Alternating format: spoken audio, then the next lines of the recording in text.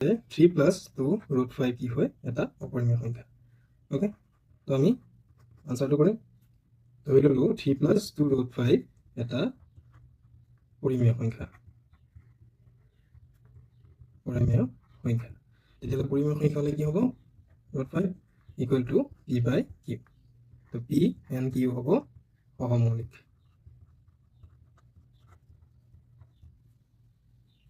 সংখ্যা ঠিক আছে এতিয়া চোৱা 2 ৰুট 5 টো আমি এনেকৈ আনিম ৰাখিম আৰু বাকীটো আমি 3 টো মাইনাছ হৈ যাব ৰাইট সাইডে ল'ব এতিয়া আমি ৰুট 5 টো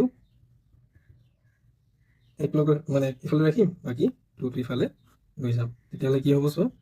2 টো পূৰণ হৈ আছে ইফালে আহিলে ডিভাইড হৈ যাব p বাই q মাইনাছ 3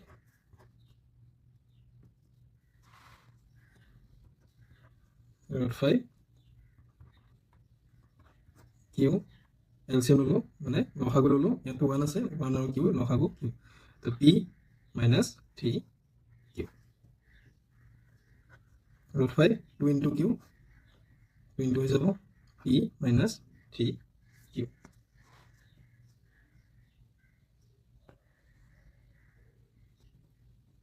দেখি যেহেতু কি p q অখণ্ড সংখ্যা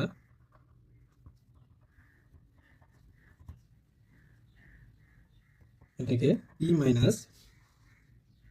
3q বাই টুৱাইছ q অখণ্ড সংখ্যা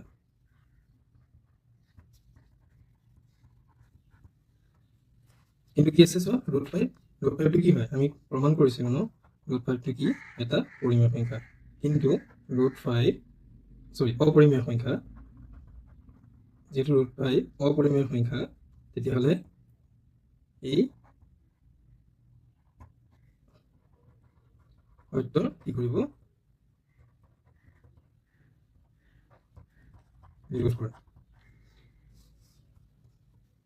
গতিকে 3 প্লাস 2 ৰুট 5 এটা অপৰিমেয় সংখ্যা